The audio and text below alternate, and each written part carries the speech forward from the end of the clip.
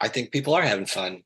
We're live, so Oh, well, then everybody that's there to have fun. That's your chore.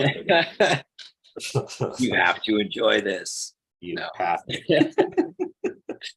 Well, I'm like doing a couple of just a quick warm up and something that I think is useful. 100%. Yeah, something I think is useful doing some warm ups. What I like to do is I like to practice making squares. I know, like, we can get out a ruler and we can make a square very easily. That one's garbage. Let's try it again. So I practice with a right angle. And Amber is here with us. Amber, it's so great to see you. Hey guys, how are you? So good. It's great to see you. How you been? I'm all right. Awesome. My life has been a little crazy, but I'm back. Good. That's the way it's supposed to be, Well, every day. It's cool. It's fun. Who was it? John Lennon that said life is what happens when you're making other plans. Very good advice. Yeah, that's very true. Well, if you're following along, I'm making squares right now, just sort of practicing it. I'm dividing it into 9 little squares. Just practicing that. I mean, you could eyeball this also. And again, it could be more accurate as well. But I think this is something that could be really nice. Something that could be really nice about, yeah, we're on YouTube. Awesome. Yes, I did get the notification that we're live. Cool. It's always good to know that all the things are up and running. And it's 9 a.m. On the East Coast, everybody. This is Drawing for Tattoo. Yes, it is. We're already drawing already. So this is like ahead of the game. Something like this, right? This is just sketching out some quick geometry. What's nice about, being able to divide, say a square into 9 pieces, you can also do it with a rectangle as well. The same sort of thing. It needs to be pretty rectangular. You want both the sides to be, like parallel with each other. Yeah. Right? That's an important aspect. But, find the center. You can go from corner to corner. You can find the center, whatever it is you're drawing. And then once you find the center, vertical line, horizontal one, go across from that center point down to those corners again. I used to do this a lot in high school when creating grids for illustrations. And that's exactly what I'm thinking about. You know what I mean? Just how would you here?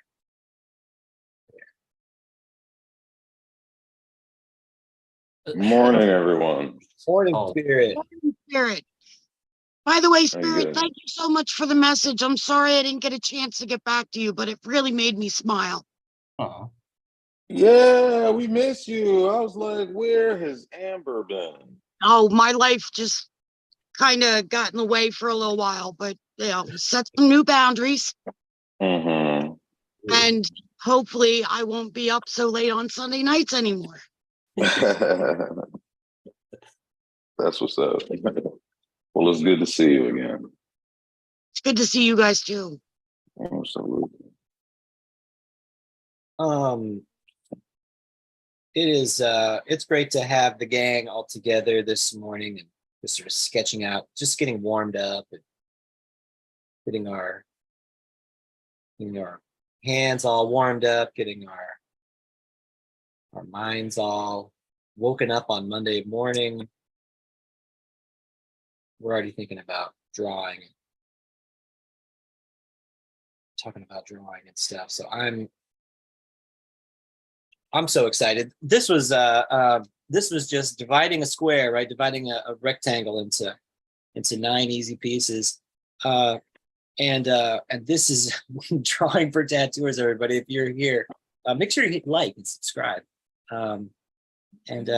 We really are doing this live. And so thank you for coming. I'm your host, James Wisdom. With me today, we have Kyle Olson, Amber Morgaine, and Spirit. So everybody say hey. Hello. Yo, what's happening? How y'all doing? Please join us. Yeah, everybody should. Yes, the more the merrier. Everybody should join. I think it's always fun when we see new faces. But certainly, make sure that you check out what's going on reinventingthetattoo.com, right? So again, it's Monday morning. It's September 11th. It's just after 9 a.m. on the East Coast, and you're joining us on Reinventing the Tattoos, drawing for tattooers. Please let us know this is working for you in the comments. Be sure to tag a friend who's interested. Let's see. Yeah. Again, welcome to Reinventing the Tattoo, where tattooers, apprentices, collectors, and the curious are all encouraged to join in these live stream and real world events to share, inspire, and ultimately create better art and tattoos together. We beam out nearly every single day, and with your help, we've evolved into a quality network of amazing live and on-demand art shows. We've all been receiving rave reviews, and so you can find Reinventing the Tattoo in all these fine places, the Apple App Store or the Google Play Store, because there is an app. And so you can always find out more about Reinventing the Tattoo. And also you can get on the app. It gets you right to the Reinventing community, where you can share your artwork, get feedback, and also be able to social media with other like-minded tattooers, kind of going on this tattooing journey with you.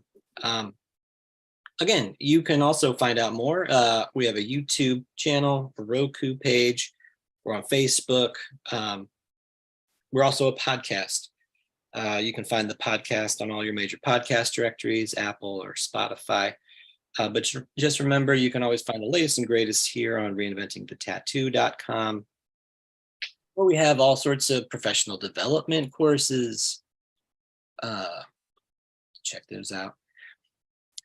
There's all kinds of free content, which is really nice, but you can also go through and select a la carte some of the things that you're interested in. Lots of different development courses from over 20 of the world-class tattooers, right? Always updating. And so, yeah, we'd like to go through now and talk about some of our upcoming shows, some of our weekly staple shows. So beginning on Sundays at 11 a.m., at 1 p.m. rather, Sundays, we have the Reinventing Skill Building Drawing Group hosted by Jason Leeser. We'll follow on Mondays at 9 a.m. with Drawing for Tattooers with James Wisdom. That's me. That's this show. Thank you for coming.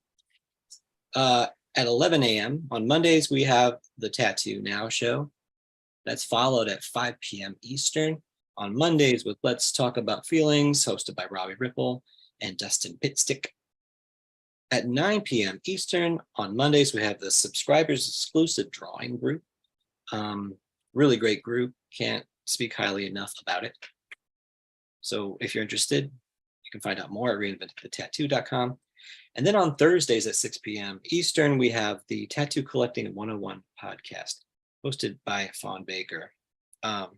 We'd now like to thank our sponsors for making it all possible.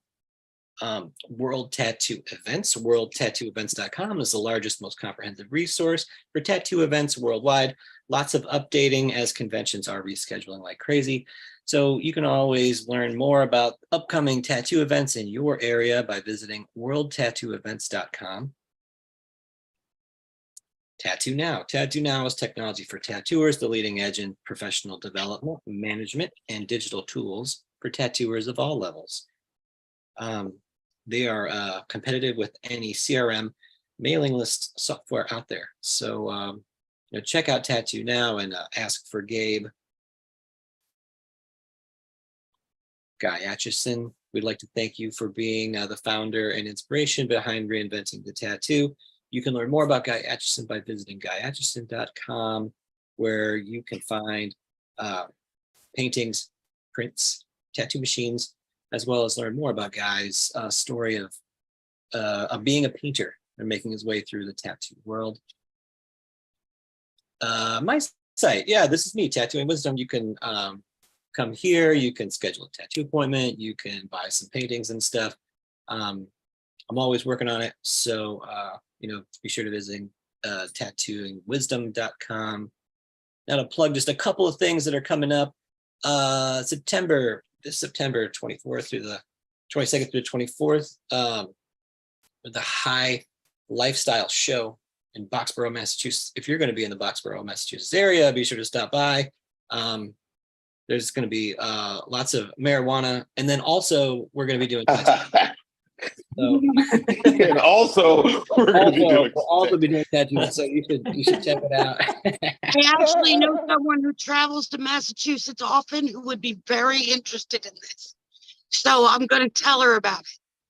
Send them our way. We'd love to see if you can make it out to the High Lifestyle Show. It's gonna be a lot of fun. So anyway, High Lifestyle Show. And then of course want to also remind you all that the Paradise Tattoo Gathering is coming right up.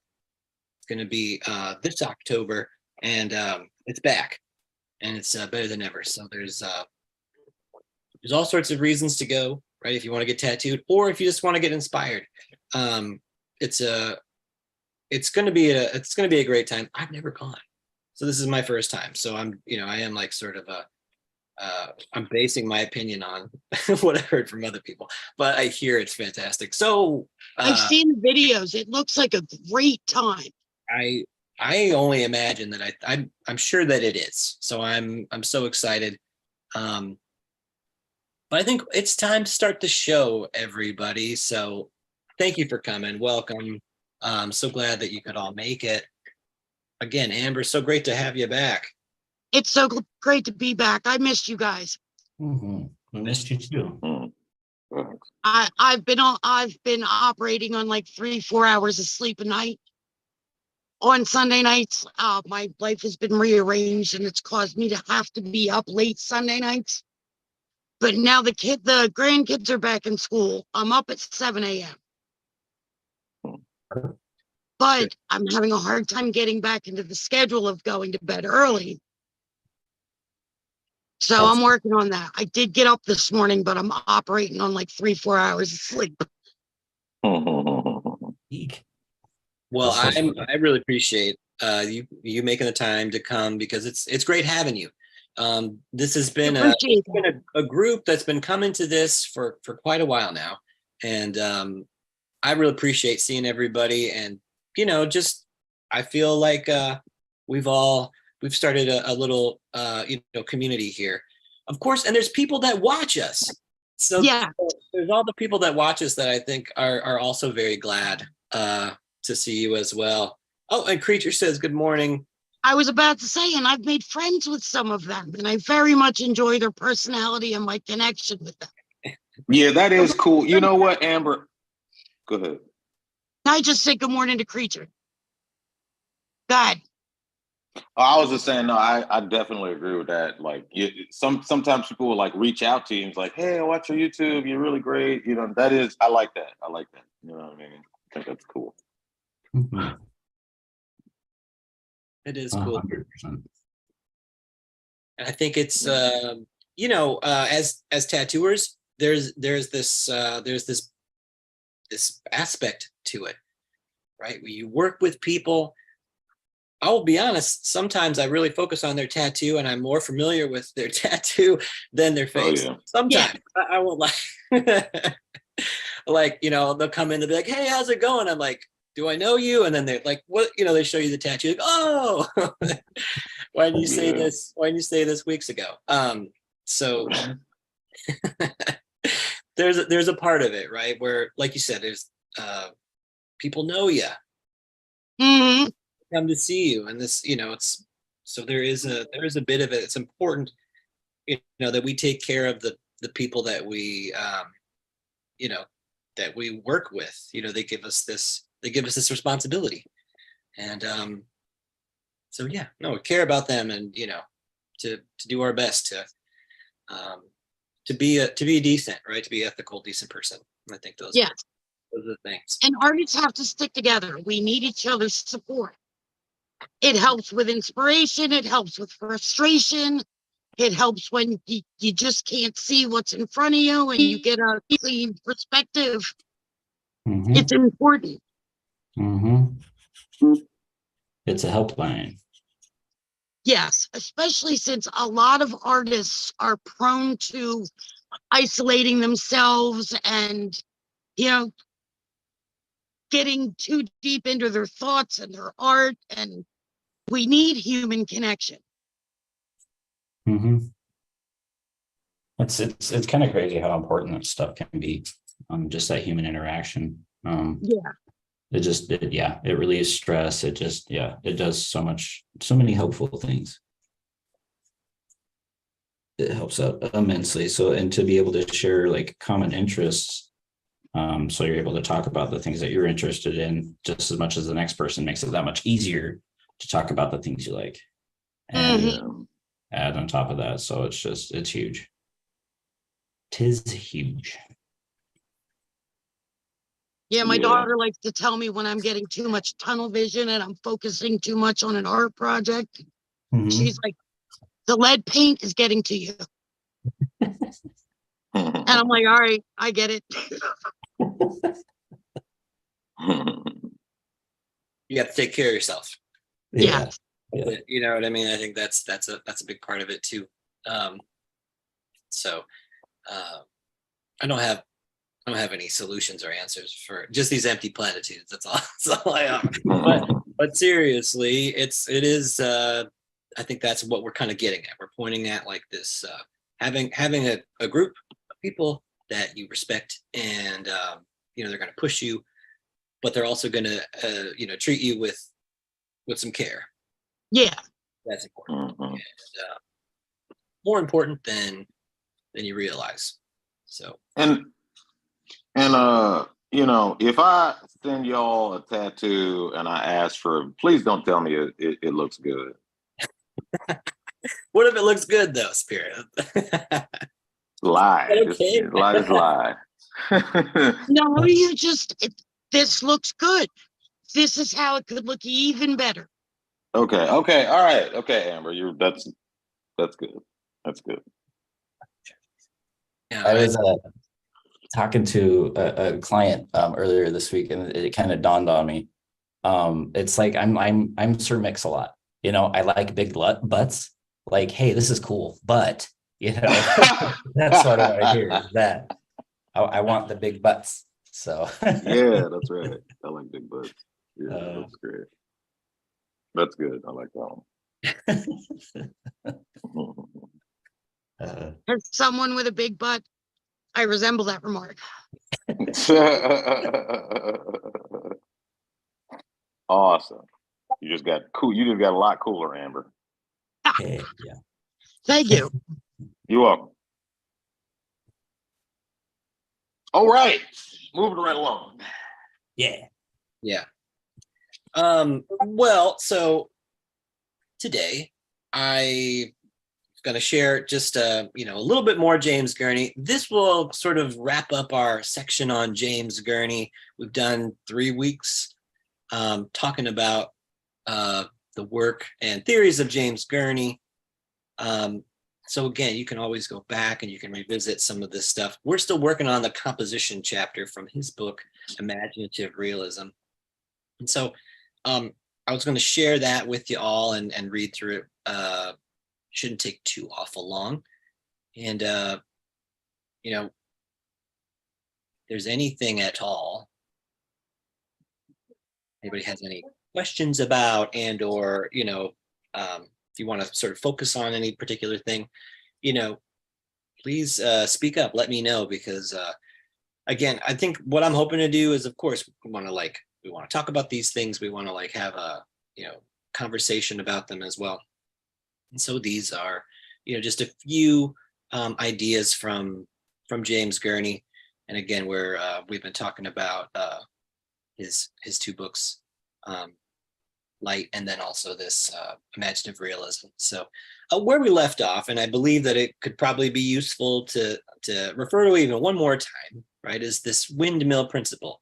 And so if this sounds familiar, it's because, we did talk about it 2 weeks ago, but also Guy Aitchison talks about it in Reinventing the Tattoo. He brings up this particular example. And so we can see, I wanted to zoom in here so you could see this windmill. This is a painting from Rembrandt, and no wonder I love the brush strokes. and beautiful, right? It's incredible painting. As soon as you zoomed in, I was like, God, I love those brush strokes. Mm-hmm. So, but what makes it so enigmatic? What is this? What is the beauty that we're seeing here? Well, right here, it's in the center of the page, but just to the right. James Gurney has gone through and has listed out all of the tonal values that make this composition so interesting. So we can see this uppermost blade of the windmill, light on dark. So we can see this light blade right against the dark. And then, as we start to go sort of clockwise around it, light on light, dark on light, followed by dark on dark. So it is a rhythm, right, of tonal relationships. And this is a part of what makes this so interesting. Again, because it, as we talked about, as just as a quick review, James Gurney talked about this idea of shape welding, where shapes kind of come together as the part of one single object, or maybe multiple objects sort of forming one single group. Their proximity makes them sort of, relate to each other, at least in our imaginations. So using these tonal value compositional devices, it helps us to further that relationship, at least in our, in our image making stuff. So anyway, just to give us a quick, sort of review of this windmill principle, it's a really useful compositional device. And it can also bring a lot of sort of variety to what it is that you're working on. And you can start to think about making sure that you have contrast where you need it, and then also lowering the contrast in other places. It doesn't always have to be high contrast everywhere. Having a bit of mixing it up allows you to express emotion. It allows you to express relationship. It allows you to express so many things, and this is a good way to do it. So this windmill principle is very valuable, and again, it's something that can really valuable for your artwork, but also for your tattoos. So, all right. The second half of the chapter begins now, right? So eye tracking. This is a really interesting concept because maybe you've heard about it, maybe you're interested in it, but eye tracking. Yeah. So Sky Maxwell, I'm just looking at the chat real quick. Sky Maxwell asks what daily exercise we can do. Well, we did a quick one earlier where we were sketching out squares and sort of dividing them into 9 squares, right? This is compositional trick, right? This is something that you can do to sort of practice developing your compositions. And that's what we're talking about today with James Gurney's chapter here. So, all right, back to it. Eye tracking, right? So eye tracking scan path studies show how individual viewers actually explore an image. This information can be valuable for us artists because it allows us to test our assumptions about how the design of the picture influences the way people perceive it. Okay, so we have this beautiful image here, right? But there's some interesting study going on over here just to the right. So James Gurney talks about most books on composition seem fairly sure about how people's eye move over pictures.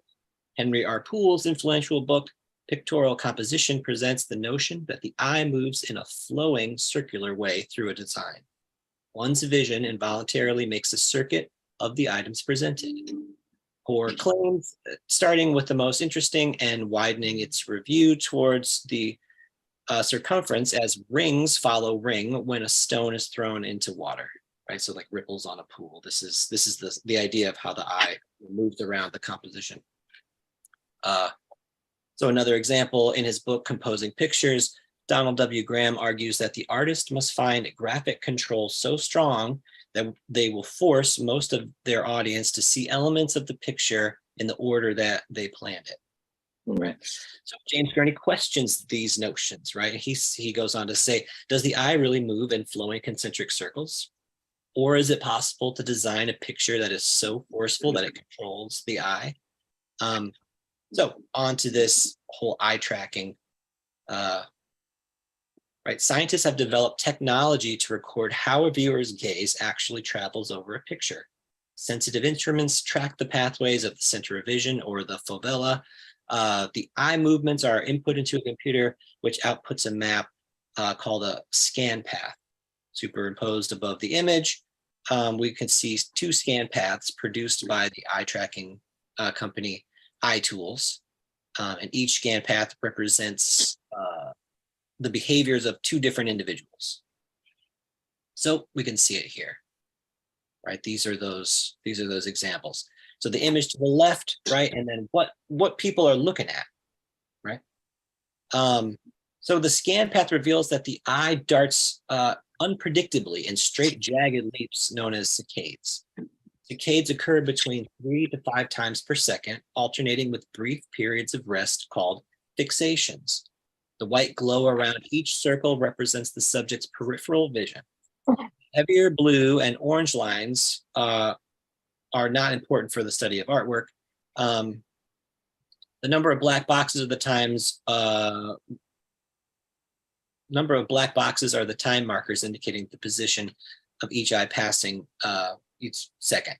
The session begins with the green dot and ends with the red dot. So you can see this green dot here, and then the red dot over there. So I think, what are they saying? It's like it's like 15 seconds or something like that. Just look at it. How do you scan it? Okay. The first test subject's eye enters the composition at the top center and then zigzags down to the figures at the left.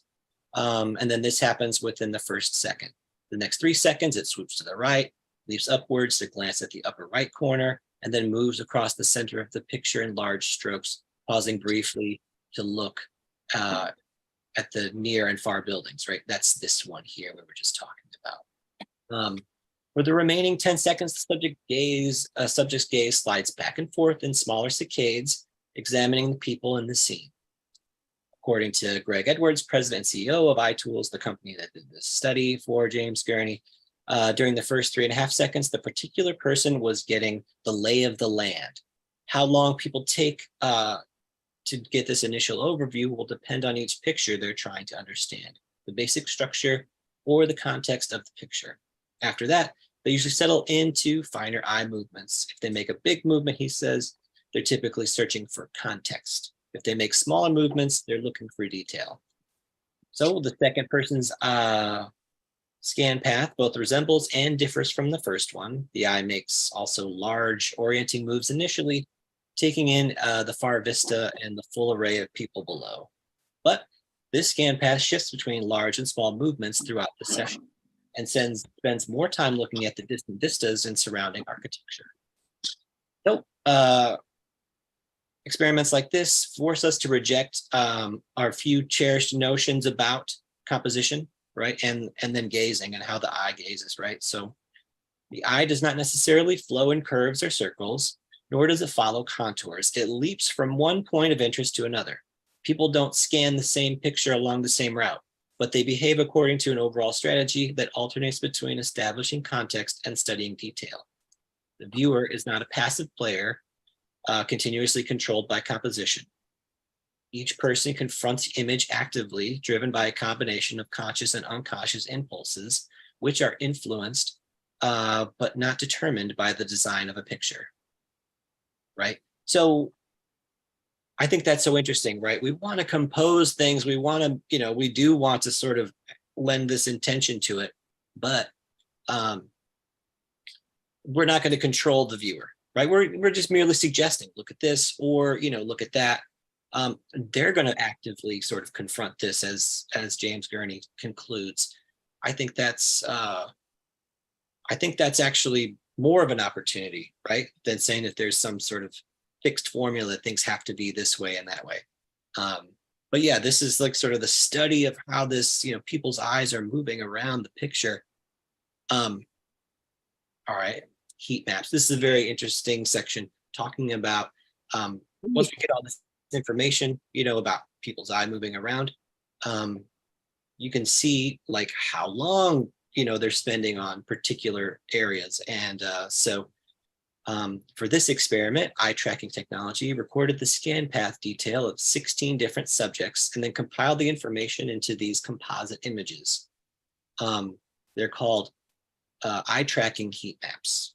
The red and orange colors show where almost all of the subjects halted their gaze. The bluer or darker areas show where hardly anyone looked. The image to the left shows the heat map for the painting, Marketplace of Ideas. That's what we just looked at up here, right? So you can see this top image is what he's talking about. Marketplace of Ideas was the image that we just saw, had the vistas in the background, and there's people lower. And so I think it's weird that nobody rested in the middle. right? There wasn't anything in there, right? If we look, we jump back up Skull there. face in the mist. Mhm. Yeah, they're just, you know, like There's you a can skull actually face in the mist, right in the middle. right. We can force ourselves to look at where people weren't looking.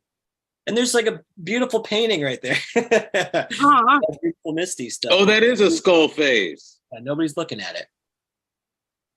That's the first place my eye went. Hmm.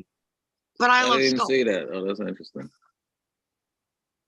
Yeah, I think there's a lot of beautiful sort of thing. But yeah, but how is your eye looking around? You know, we do look for faces. Yeah, I started in the middle and then I kind of went up to the castle and then around to the left and then to the right. And Well, back up again. That's Kind of in a Fibonacci. for sure. Well, that's the thing. It's like, are we like looking in a circular motion, or are we darting around? The science, the study seems to tell us that we might be sort of jumping around from place to place. And so, yeah, darting, these jagged lines, these saccades, that's what it seems to tell us. But perhaps the experience of it does feel more like a circle, like you said, more like a spiral or something. I might just be trained to look at it like that at this point. That's how my eye automatically takes in a painting. No, excellent. I think that's a really nice reflection on what we're talking about. But the next part is basically this same thing, but how long people are, you know, where everybody's looking at specifically, how long they're looking at it, right? So here's what's interesting. We can see below this second heat map right here. Here's the painting. So we'll look at it for a moment and I will read what he says about this painting, right? The heat map for the painting Camouflage, that's this one with this dinosaur here, shows that everyone noticed the dinosaur's face. And they also spotted the man hidden in the small pink dinosaur. You see it? You can see the small pink dinosaur right there. Statistically, these three faces drew almost everyone's attention within the first 5 seconds. But I was surprised that the 2 patches of lichen on the tree above the man scored nearly 100% of attention. Evidently, viewers noticed these strange shapes in their peripheral vision and checked them to make sure that they weren't important or somehow a threat to the man. The sunken log and the detailed patch of leaves in the lower left drew 70% of the viewers' attention, but the viewers perhaps those were likely places of danger or somewhere to hide. So let's look at the heat map for a second, right? This is the one that we're talking about. You can kind of see it superimposed lightly. There's that dinosaur's face, right? There's the face of the person. And then those two those two patches above the head on the tree, they do seem to stand out, I suppose, when we look back at the image. Those spots right there. So we almost want to sort of assume that there's maybe something there, a face or something. We might see, we see a pattern and we want to double take and wonder what it is. But yeah, we are really drawn to faces. I think that's a big part of what he's talking about here. So go on. But just because the element has sharp detail or strong tonal contrast, it doesn't necessarily attract the eye. The dark branches behind the dinosaur's head drew almost no attention because they fit into the natural scheme of the forest scene. Apparently, the viewers developed a search strategy based on the threatening situation of a hungry dinosaur looking for a bite to eat. The lesson to take away from these studies is that abstract elements play a role in influencing where viewers look at a picture, but the human and narrative elements are far more powerful. As Dr. Edwards put it, abstract design gets trumped by human stories. The job of an artist is composing narrative pictures, is to use abstract tools to reinforce the viewer's natural desire to seek out a face and a story. What do you all think about that? Like, I think it also says that a lot more people are afraid of dinosaurs than I thought. I could see that's perhaps like very it's very ingrained to like seek out the threat. You know what I mean? Is it a dinosaur gonna eat you? Is it a tiger gonna eat you? Is something gonna eat you? Is a car gonna run you over? Maybe in our more contemporary sort of experience, but yeah, no, this is a pretty bold claim, like that this abstract elements, they really are superseded, if you will, by the narrative ones, by these facial structures, these facial patterns. I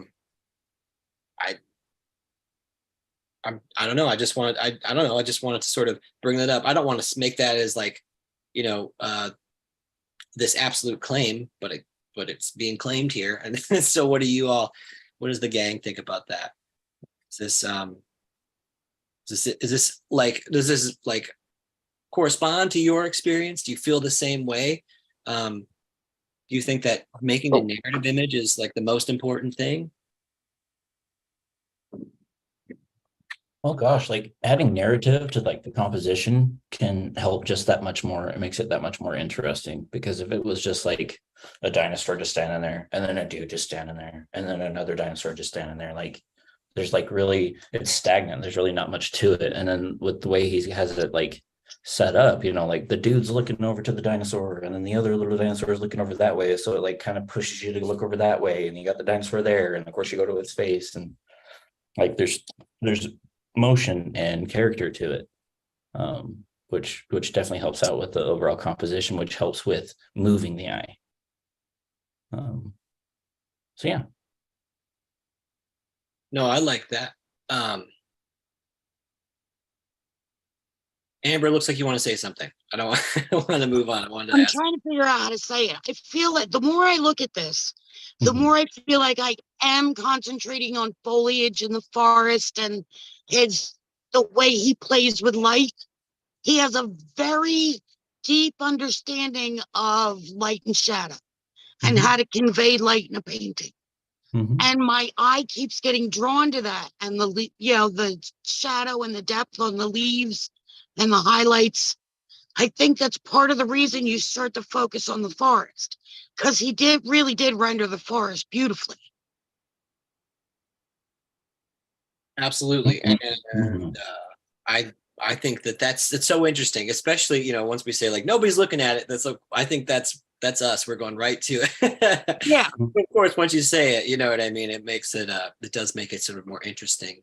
I think that the only thing that that I would say here is that with images, they're always about space.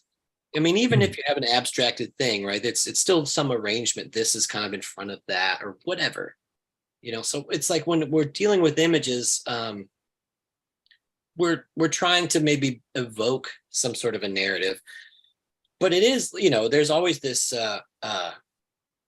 it's not language.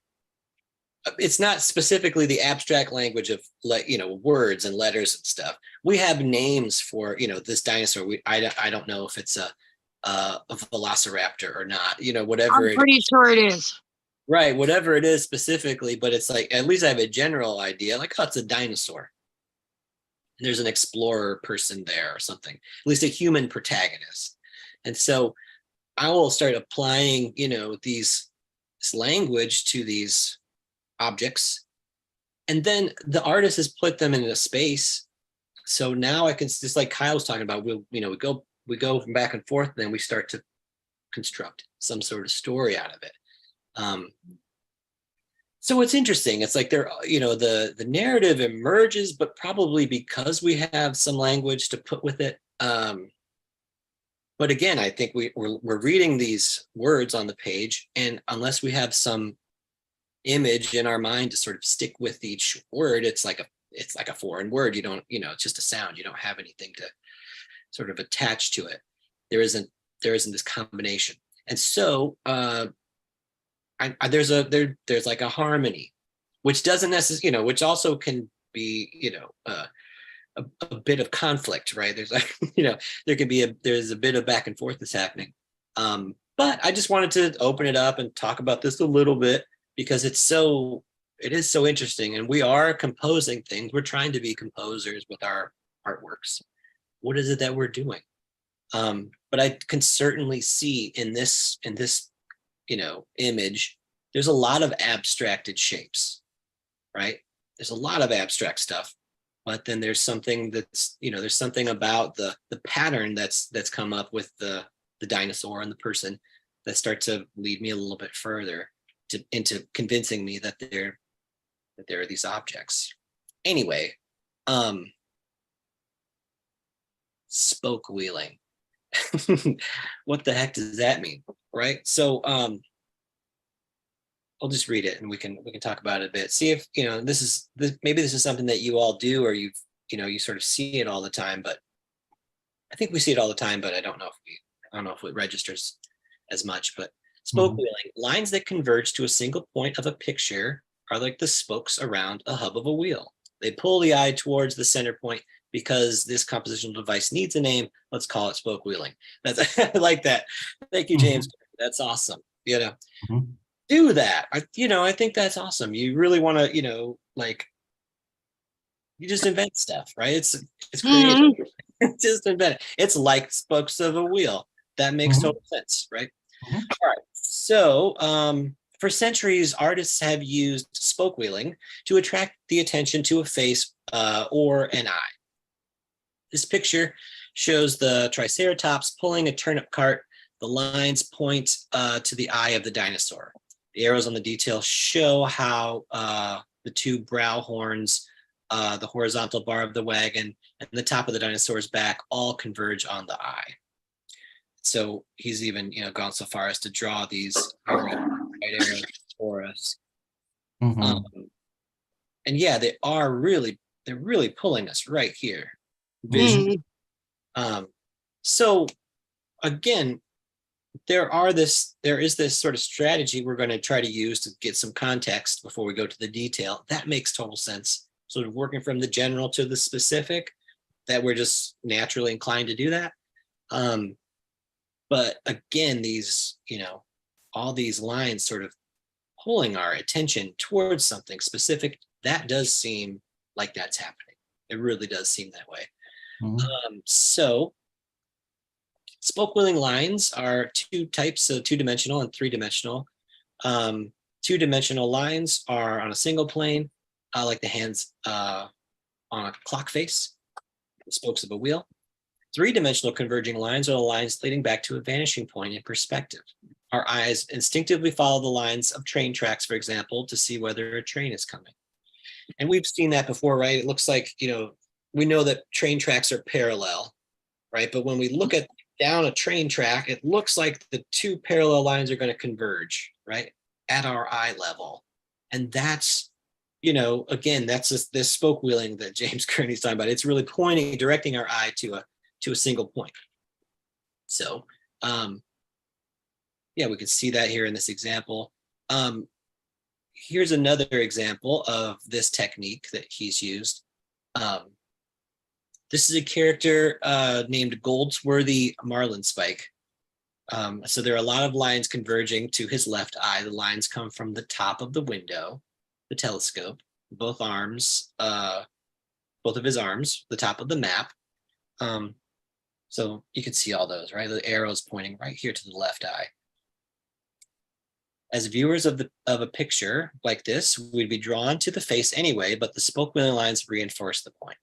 All right, so you may not start there, right? But I think you really are sort of encouraged to start to look right there at his face, and typically at that eye. I believe that. I think that's fairly apparent.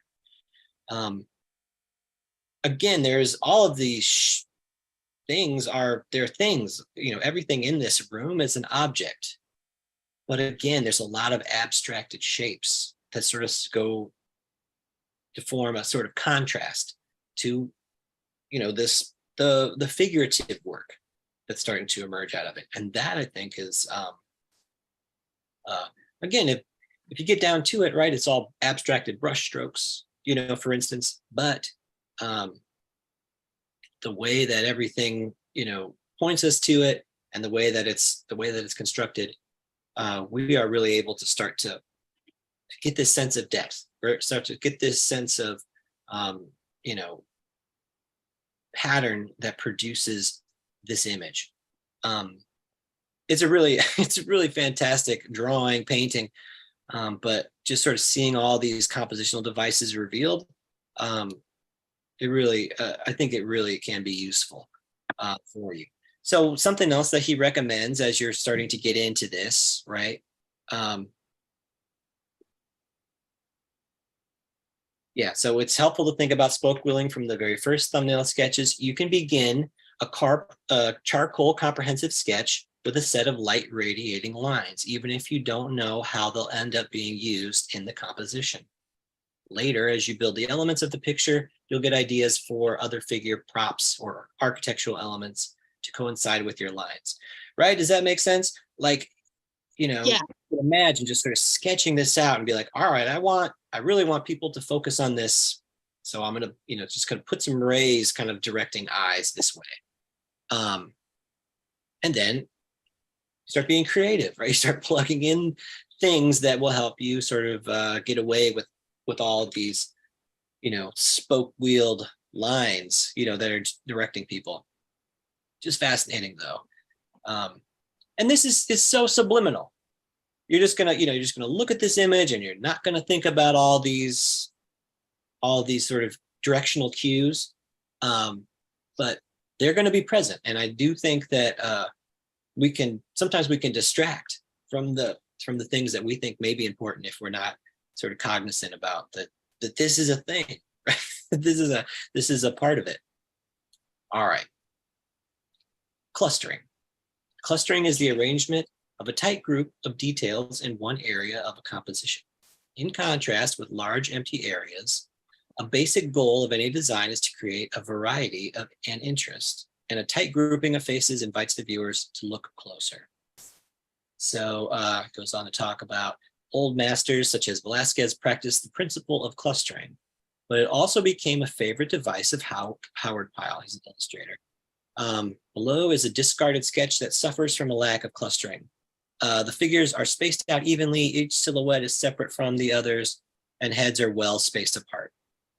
I believe he's talking about this one, this little sketch down here. And this looks like something from Dinotopia. That's James Gurney's books. And yeah, looks like all these heads are very evenly spaced. It's a little bit static, if you will. When the heads are clustered together, as in the composition above, the eyes see them as one shape first and then goes into and sorts them out. What an interesting phenomenon. It's right here. It's sort of happening for you, right? As you look, it's like, it's almost like as I look away from this group on, the left, that might be where I'm starting, wherever you start, right? I see this group on the left and it's like, I can't help but to see the group. And then I go in and see each individual. And then I go over here. I go over here to the right, like these three faces over here. And I, again, one big mass, and then I separate out each one. So it's just, it really is sort of corresponding to this description for me. But I do think that there's also, it's also true that if each one of these were spaced out like a perfect soldier, it would be very, it would not be so interesting. Not as interesting as this is. It would be different. It would have a different sort of relationship. But there's something much more dynamic about like these placements of these clusters of heads. What was the name of that painting again? This one that we're looking at here. Yeah, the one with the women. So it's titled Spotters and Liners. So it's published in James Gurney's book, Dinotopia, Journey to Chandara. I love this painting. Yeah, it's pretty beautiful. But I think there's also of a meeting of two covens. They have different patterns, right?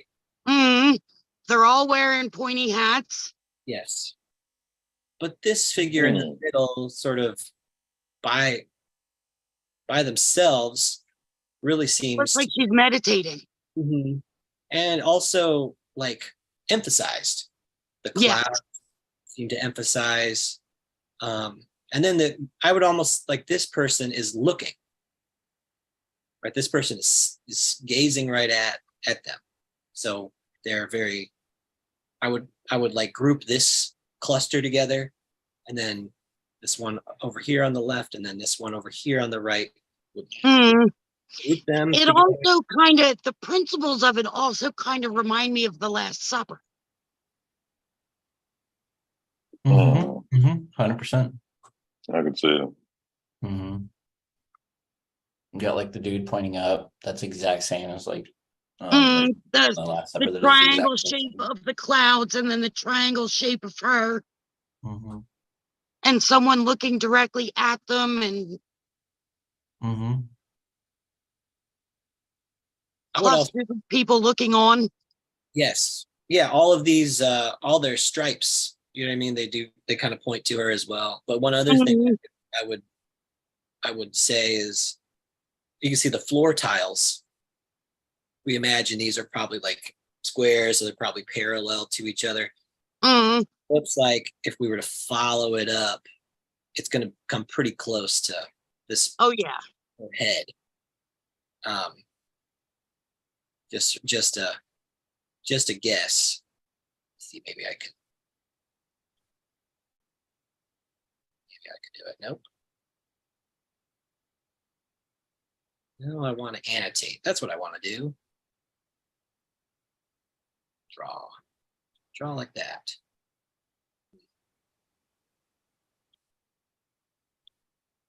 Well, anyways. I don't want to sign. Whatever. Okay. So anyway, this one is really interesting image, and I like that note that it could possibly be,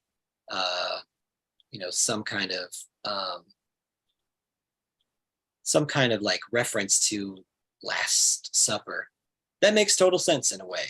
It really does. I really do think that, as artists, we really do need to look at the work of the past, and it helps us understand our present moment in a certain way. Doesn't mean we always have to copy after, you know, exactly what happened before, but it does mean, you know, it is good to look. I think it does help us. It does help us in our, you know, in our quest, as it were. So, all right. Flagging the head, he calls this one, right? It often helps to place a white shape behind the head of the most important character in a figural composition. And these devices bring the attention exactly where you want it, especially when your subject is set against a busy background. And that makes sense. That with the dinosaur. Mm-hmm. Exactly. There was an open space, you know, behind that head. So we can see in this painting here, the oil sketch of the artist above. I arranged the angle view so that way the artist's head and hand appeared against simple white shapes. Because our eyes are naturally attracted to areas of maximum contrast, we're drawn to those areas of the figure.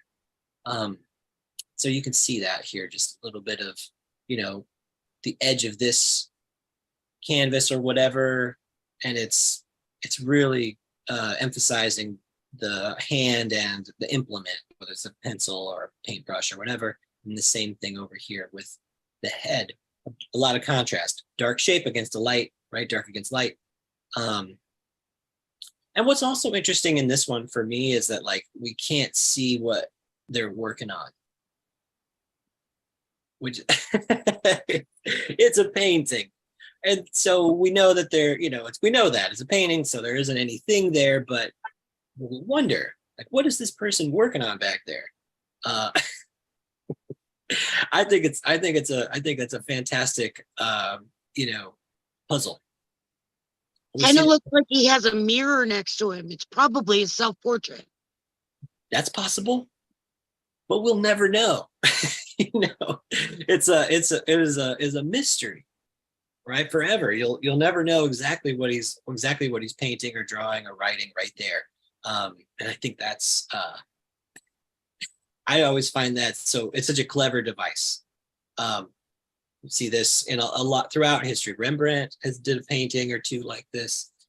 Velasquez did another, you know, painting or two like this. So again, you know, it's interesting if you can show a subject and it looks like they're really absorbed in their activity. They're just doing whatever. But interesting. Yeah, they're doing whatever it is that they're doing, but we don't have access to what, you know, to what it is that they're doing. I think that really makes for a, you know, a very enigmatic sort of composition. Like, what is this guy looking at? You know, What is he thinking of? What is he A lot thinking? of times with a painting, you get a feeling of what's in the artist's mind. What's in the artist's mind is hidden from you. So you don't get the normal satisfaction and conclusion from the painting. It remains a mystery. Doesn't give up its secrets so easily, which is nice. Right, Anyway, it's like a conundrum. Exactly. We can see that the example of this flagging the head principle here. I don't know what that surface is. It could be like could be a drawing surface, right? It could be. Yeah, it kind of looks like a drafting table. Yeah. Yeah, I like that. That makes sense. So, but it really sort of draws our, you know, it holds our attention, I think. You know, maybe there's some other compositional devices. This object is pointing us here. There's a line here that kind of points us in. But once we get into this space where we're almost trapped, right? We have to sort of find our way about. It's like a composition within the composition, if you will. Right? That makes sense. I think it's interesting that the nails on his left hand that are by his face are long and manicured, and the other hand, which they're obviously purposely drawing your attention to, is very short. Nice. Like he's been working very hard and he's right-handed, so the nails on his left hand are grown better. Oh wow. like that detail. Mhm. I think this can be like That happens to me. highly referenced to, like, you know, those clients that want the tattoos with like 15 different things within a small area. It's Mhm. like, well, this is a prime example of why we can't really do that. Like, if we can find at least one focal point out of those 15 things, and then just kind of bring some breathability to it, and then add some other stuff, it makes it a lot more of a pleasing composition compared to just think, you know. Yeah. So it definitely, yeah, that makes total sense. I think that's a really great insight, Kyle. Especially if you think about, you know, you're gonna have that, especially as a person that designs tattoos, you're going to have somebody request a lot of stuff. Um, but if there is a way that you can really bring a lot of focus, breathability, as you're saying, like to a particular element, you might be able to get away with putting in all sorts of, you know, other elements that Mhm. aren't going to Mhm. right. They start to become a mass of stuff, you know, like all this junk back here. You know what I mean? It's like I, you know, like, you know, I want a monitor and a, you know, and a keyboard and a writing pad and a, you know, I don't want all that stuff back there. Okay, but let's make it about something still. Mhm. And I, you know, and then the elements are supporting cast rather than everybody having the same amount of emphasis. That's when it starts to lose, you know, cohesiveness, I think. Yeah. Mhm. Mhm. My So, first mentor used to call them 5-pound baggers sure. Wait a minute. Can you help us out? What is that? What if I, what does that mean? because it's their first tattoo or they only have a couple tattoos and they want to try to fit 10 pounds of shit in a 5-pound bag. Very nice way of saying that. We want to help. We want to help them like get the thing that they want. You know what I mean? And so, Mm. you know, people don't know. We sit around, we get together on Monday mornings and talk about this stuff. You know, we sit around all week, we think about it. We're working on it all the time. And somebody just, you know, they don't know oftentimes. That seems to be the case. So the more that we can kind of guide them, be a guide for them, it's going to be better for our own practice. It's going to be better for them on a personal level, I believe. So that is, you know, but that does happen. People do want to have a, you know, a bit more. When was that painting created? 86. Okay, that makes sense because the Ghostbusters came out in 85 or 83. The thing at the top in the middle absolutely looks like a Ghostbusters ghost trap. There's It definitely does. does look like a ghost trap.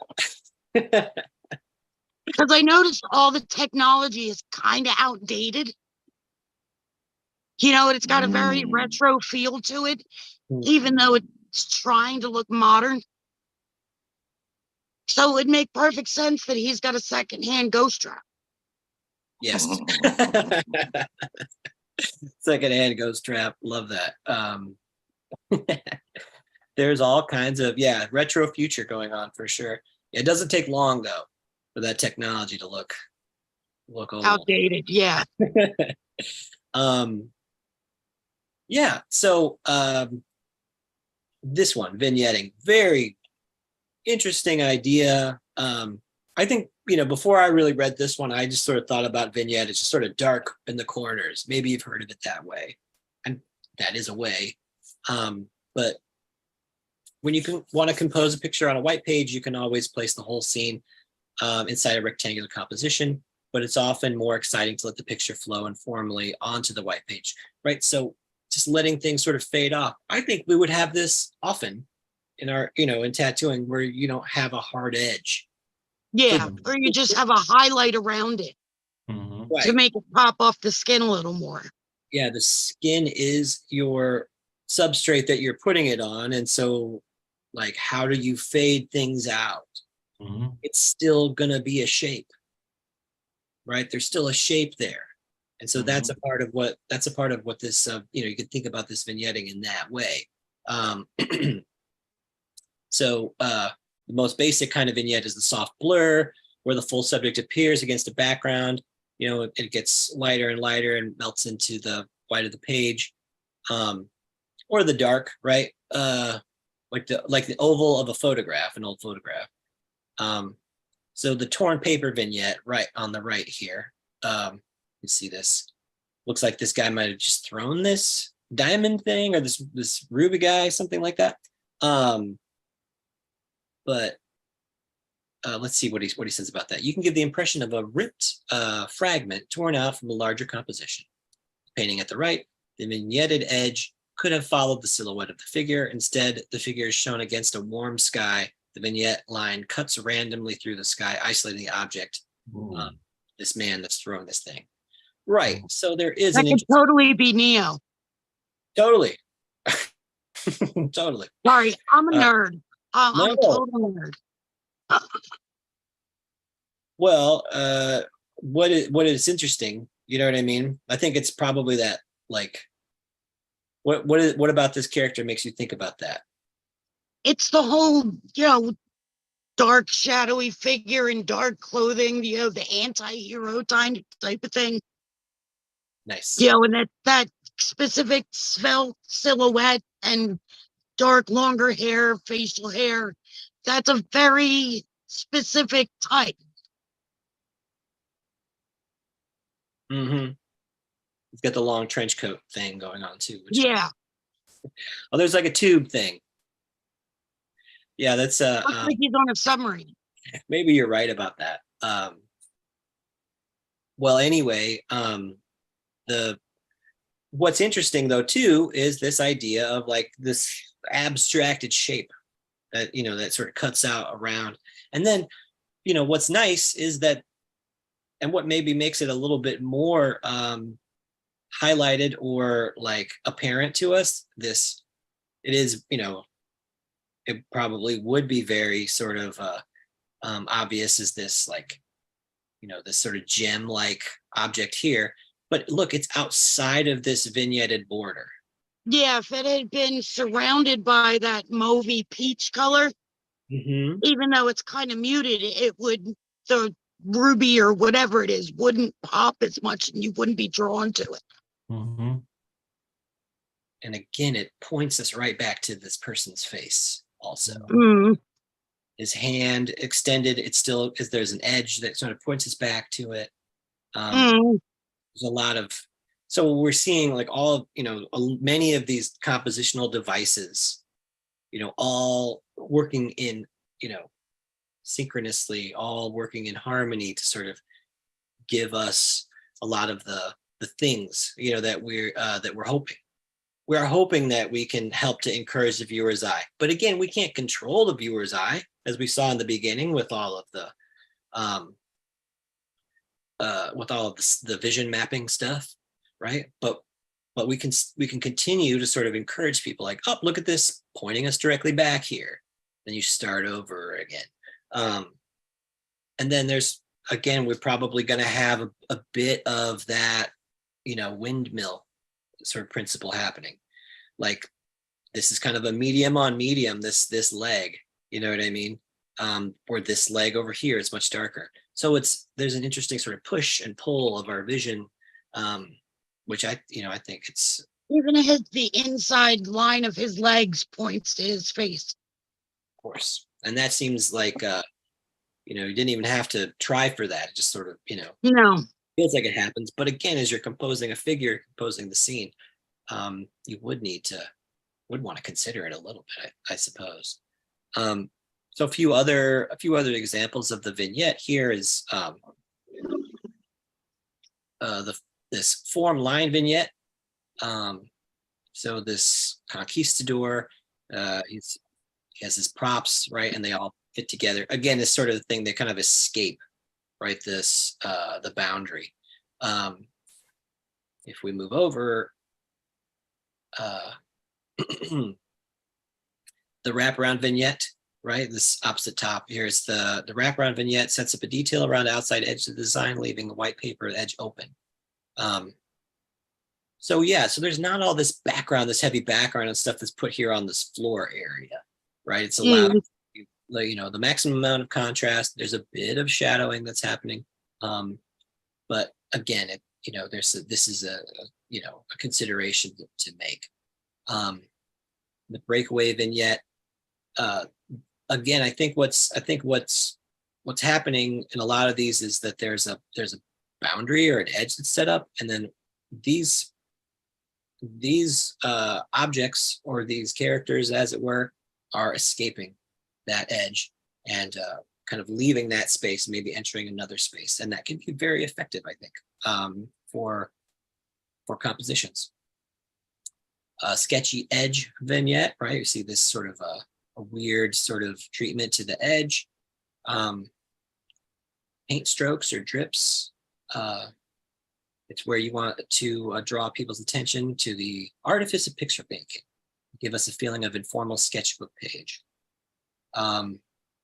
So yeah, you can just sort of see like it's just a softness to it, right? It's just not that hard, crisp edge. It gives it a little bit of informality. But again, I think that's something that you're going to see in your own work, likely, especially, within tattooing and stuff. A little bit of edge, I think, can be a nice way to sort of end a background. The cutback vignette. This vignette strategy, where the white is added to last, the design shapes are painted first on a toned canvas, and then when you cut back with white paint, allowing the priming to show between strokes. This method was made famous by Leindecker.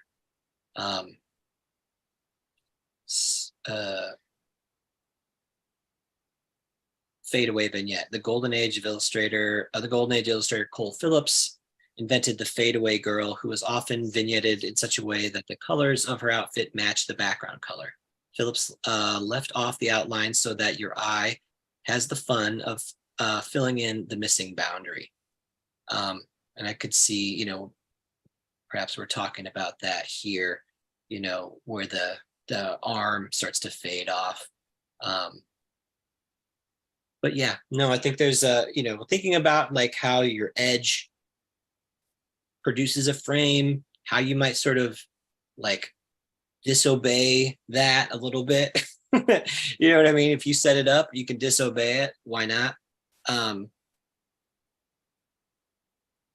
Repose and action. A painting presents itself to the viewer in its entirety with everything visible at once, without multiple panels or animation. You can show only a single moment. The viewer scans the composition for clues about what has just happened and what might come next. If you want to show an action, consider which part of the narrative has the most suspense, and Howard Pyle called this the supreme moment. To the extent that a painting can avoid showing action and can downplay the passage of time, most Vermeer paintings seem to exist in a kind of eternal present. Edward Hopper's paintings often depict people waiting in enigmatic suspense. In a painting or for a book jacket like the one on the left, I showed the main character standing ready for action, leaving a threat for the reader to imagine. The design is stable, with all the figures fitting neatly into a triangle, the most stable shape possible. By upsetting the balance and turning the triangle onto its head, you can energize the pose. The figure above, striding forward while carrying a lion, is now top heavy. See that there? This character here. It's now the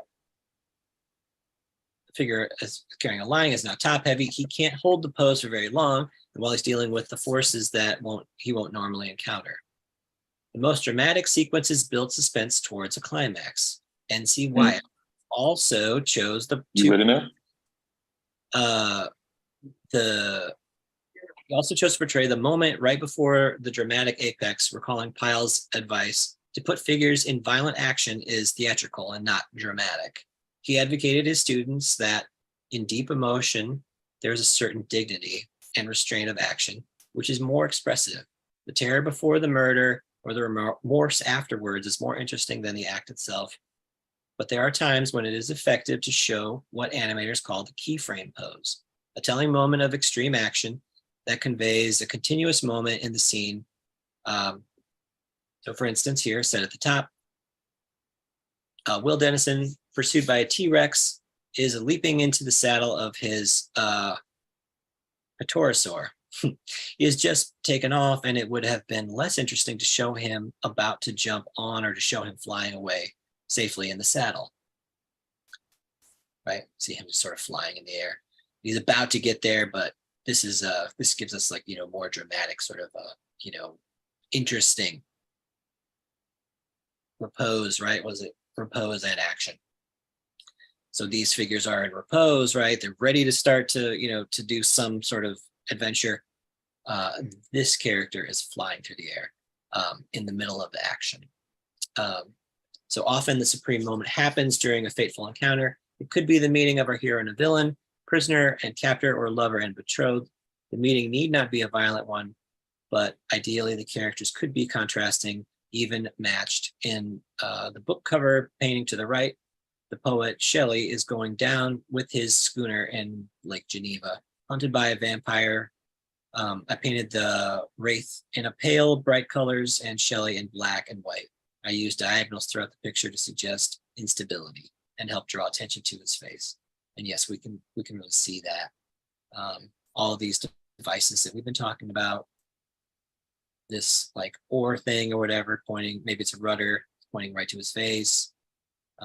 Again, all the sea is in a diagonal, the sails and stuff are in diagonal, the ropes, lots of different diagonals. And then of course this contrast here in terms of the colors. Pale but more intense sorts of colors here on this spirit versus the translucency of that is awesome. Mm-hmm. What is this one? Shipwreck. That's, again, these are all James Gurney's paintings and stuff, but very, very beautiful. Repousseur, the French word repousseur refers to an object placed in the foreground of a composition that enhances the illusion of distance, right? So we can see that here, much more detailed, and also, just allows this stuff in the background to really get atmospheric, falling back, doesn't have nearly the same amount of detail, or say crispness, if you like. But all objects in the in the foreground, they are very, they have a much higher contrast compared to the background. So yeah, even though it seems like it's very, could be, you'd want to paint this really tight and detailed, there's a lot of looseness back here, right? But it sets the scene. It helps us to really sort of understand the context. And then, so we understand this context maybe first, right? There's an outdoor scene, mountainous and stuff. When we get in tight here for the details, again, our eye wants to linger and sort of go over this figure, go over the, the face of the dinosaur. Again, all these compositional devices that are sort of holding our gaze. Cutaway view. A cutaway view is the rendering that removes the outer layer of a vehicle or building to reveal its internal structure. It gives the viewer a chance to see how something is constructed or how it works. This is an interesting illustrative idea. It doesn't like sort of seem like you would maybe tattoo this very much, but I just started like this Castlevania tattoo, and so there's some cutaway parts.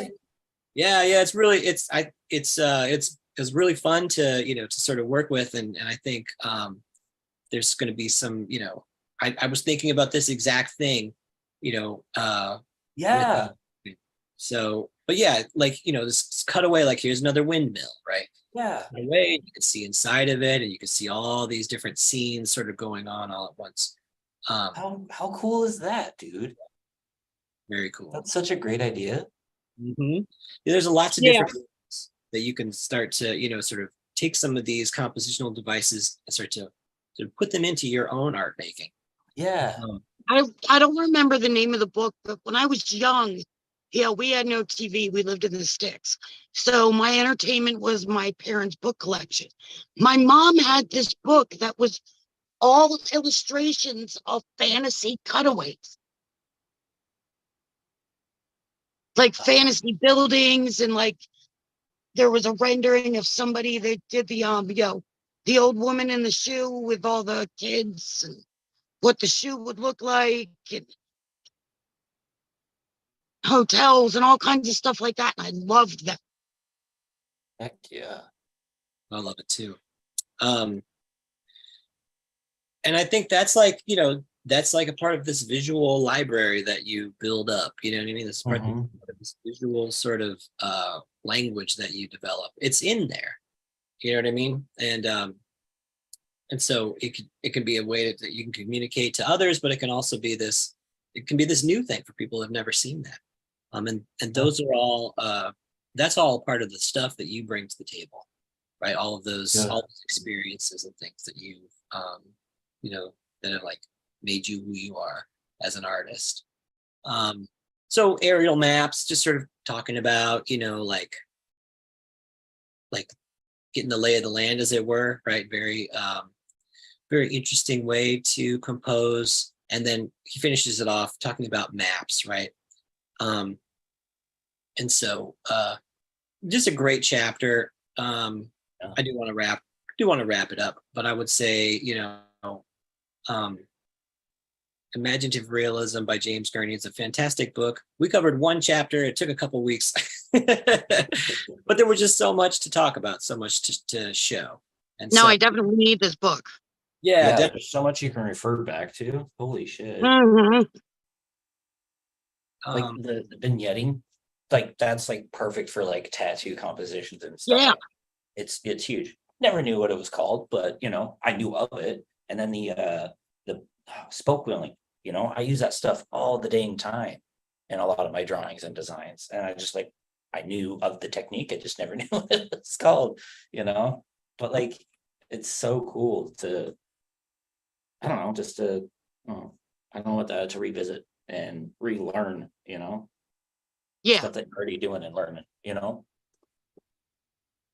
yes, Composition is just, it's so much fun, telling your story, trying to get the viewer's eye to kind of go to where you want it to go, type of thing, and just to try to tell your story somehow, or the story.